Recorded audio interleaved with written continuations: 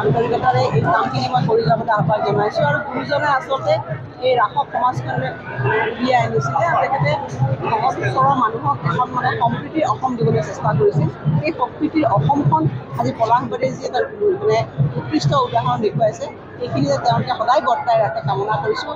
আৰু এই ৰাসখন 74 বছৰীয়া হৈছে, গতিকে আৰু যাতে অধিক মানে এই ৰাসৰ জৰিয়তে যে সমাজখন আগুৱাই যায় তাকে কামনা কৰিছোঁ।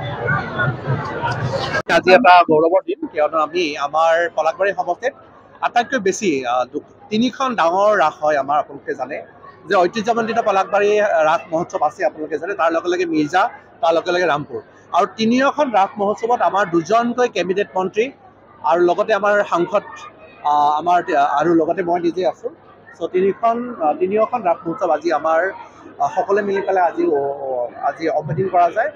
আৰু ৰাইজৰ যথেষ্ট ভিৰ দেখিছোঁ, ৰাইজৰ যথেষ্ট সমাগম দেখিছোঁ। আমাৰ পলাশবাৰী 75 বছৰ সম্পূৰ্ণ কৰিছে পলাশবাৰী ৰাসে, ৰামপুৰ ৰাসে 85 বছৰ সম্পূৰ্ণ কৰিছে, আৰু আমাৰ মিৰ্জা ৰাসে 54 বছৰ সম্পূৰ্ণ কৰিছে। চ' সকলোকে ৰাসৰ শুভেচ্ছা জ্ঞাপন কৰিছোঁ, সকলোকে আমাৰ ৰাসলৈ নিমন্ত্ৰণ জনাইছোঁ। 3খন ৰাস।